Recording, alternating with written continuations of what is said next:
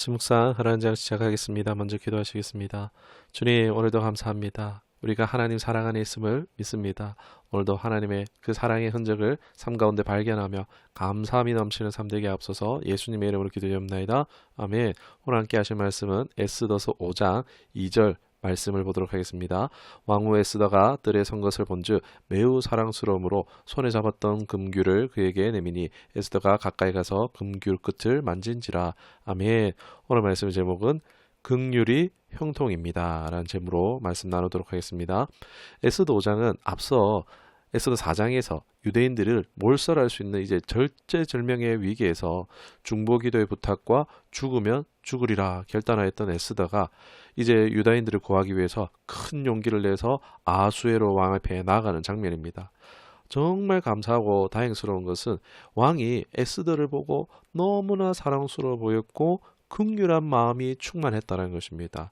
그 왕의 마음이 잘 표현된 것이 나라의 절반이라도 달라면 주겠다 할 만큼 긍휼함을 입고 있는 것입니다. 이에 에스더는 일단 자신의 그 부탁은 바로 밝히지 않고 왕과 하만이 자신이 준비한 잔치에 다시 오기를 초대합니다.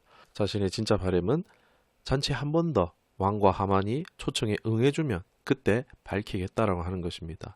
여러분, 이러한 것은 아마 에스더가 신중하고자 했을 것이란 겁니다.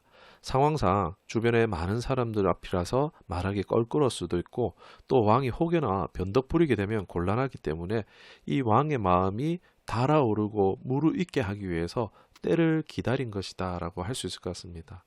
그리고 이제 하만은 앞으로 무슨 일이 날 줄 생각도 전혀 못하고 자신이 초대받아 특혜받는 줄 알고 들떠있고 여전히 이제 모르드게와 유대인을 처형할 계획을 준비하는 모습으로 5장은 마쳐집니다.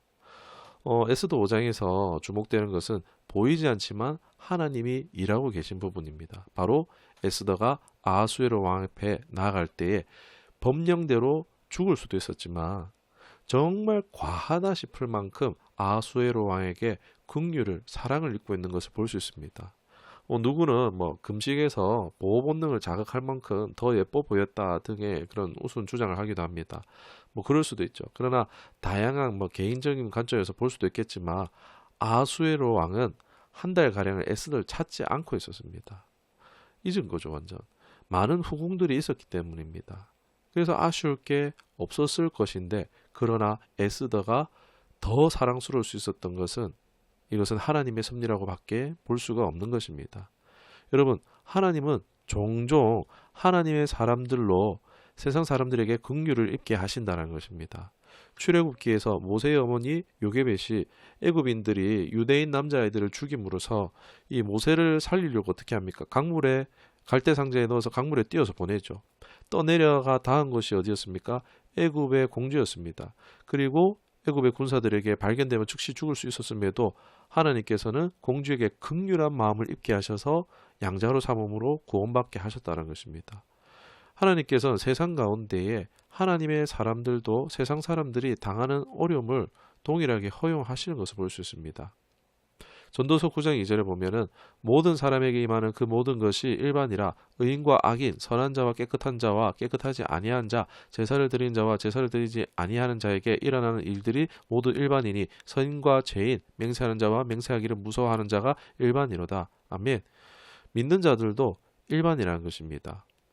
세상 사람들과 다를 바 없이 어려움을 당한다라고 말하고 있습니다. 성경이 말하는 바 믿는다고 어려움이 없다라고 하지 않습니다. 그러나 하나님께서 그런 위기를 허용하시지만 세상 사람들과 똑같이 위기를 당하기도 하지만 다른 것이 있는데 타인으로 하여금 긍휼한 마음들을 입게 하신다는 것입니다. 우리는 그동안 형통이라고 했을 때 어떻게 생각합니까? 만사형통, 모든 일에 거리낌이 없이 잘 된다. 성경에 형통이란 말이 나오니까 너무 좋죠. 아무런 고난과 문제가 없고 재정적인 축복으로 부유하고 행복함에 대해서 형통이라고 복이라고 생각하지만 이런 형통은 이제 우리 인간적인 바람이 담긴 용어라고 할 수 있을 것 같습니다. 그런 관점으로 성경을 봤을 때 실망할 수 있겠죠. 그러나 이제 성도의 삶은 성경은 성도의 삶에 문제가 없다라고 말하지 않습니다. 문제가 있다라는 것입니다. 그러나 그 가운데 피할 길을 주시는 분입니다. 없던 돈이 갑자기 생긴다거나 일이 갑자기 해결된다든지 이런 기적적인 세상적 형통 이런 것을 말하는 것이 아니라 하나님께서는 사람을 통해서 긍휼을 입게 함으로써 해결의 길을 열어 가신다라는 것입니다. 여러분, 요셉이 어떻습니까? 노예로 팔렸어도 어딜 가든지 인정받은 긍휼함을 입은 대표적인 인물이죠. 모세, 아까도 얘기했지만 아기 때 긍휼함으로 구원을 받았죠. 가나안의 정탐꾼 어떻습니까? 수색대에 쫓길 때에 라합이라는 여인이 숨겨주는 긍휼을 입습니다. 이방 여인 룻이 어떻습니까? 시므를 따라서 믿음 따라서 이스라엘로 오는데 기근 중에 유지였던 보아스에게 긍휼을 입게 되어집니다. 그리고 우리가 잘 아는 다윗도 사이당의 추격 때 적진에 피해갔지만 이 가드 왕 아기스에게 긍휼을 입어서 보호받기도 했습니다. 오늘 에스더 역시 아하수에로 왕으로부터 긍휼을 입어서 구원을 받고 구원의 통로로 쓰이고 있습니다. 여러분, 우리가 하나님을 사랑하고 이웃을 사랑하는 것이 사명이지만 동시에 하나님께 사랑받고 이웃에게 사랑받는 것이 바로 성경적인 형통이다라고 말씀드릴 수 있을 것 같습니다.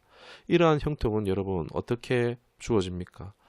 잠언 16장 7절에 보면 사람의 행위가 여호와를 기쁘시게 하면 그 사람의 원수라도 그와 더불어 화목하게 하시느니라. 아멘. 여러분, 단순히 하나님의 명령을 행위적으로 잘 따르는 것도 규법을 잘 하는 것도 좋겠지만 더 중요한 것은요, 하나님의 마음을 시원케 하는 것입니다. 하나님의 마음을 알고 그 마음에 반응하는 것이 중요하다라고 할 수 있을 것 같습니다. 너무 뻔하게 들릴 수 있겠지만 하나님을 사랑하는 것입니다. 율법은 해라, 하지 말라 이런 게 많죠. 그런데 이것은 소극적인 의미이고 적극적인 의미는요, 사랑하라는 것입니다. 하나님을 거짓 없이 진실되게 사랑하라는 것입니다. 또 사람도 다양한 사랑이 있겠지만 이제 용서하는 사랑, 숨겨주는 사랑, 존중하며 낮게 여기는 사랑, 기다려주는 사랑, 때로는 이제 하기 어려운 말도 직언해주는 사랑 등 다양한 그런 사랑으로 사용할 수 있습니다. 반대로 우리가 하나님을 기쁘시게 하지 못하는 것은 무엇입니까? 사랑하지 않고 있다는 반증으로 볼 수 있을 것 같죠. 사랑하지만 온전하지 않을 수도 있습니다.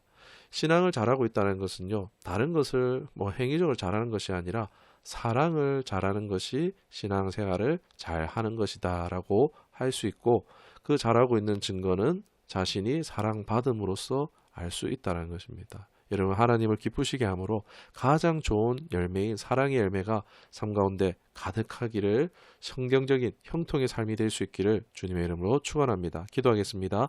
하나님의 말씀의 형통은 문제가 없는 것이 형통이 아니라 피할 길을 주시는데 그 피할 길을 사람을 통해서 긍휼을 입게 하는 것을 봅니다. 하나님의 사람이 그 사람에게 부어져서 자녀들에게, 하나님 자녀들에게, 자격 없는 우리에게 베푸시는 것임을 알며 감사드립니다. 하나님을 기쁘시게 하는 삶이 되기를, 사랑에 충만한 삶이 되기를 간절히 소망합니다. 우리의 평생에 사랑을 가르치시고 사랑을 알도록, 사랑하도록 인도하여 주옵소서. 어떤 어려움에서도 사랑으로 능히 우리의 이기는 삶이 되기를 원하고 우리 구주 예수 그리스도의 이름 기도드리옵나이다. 아멘.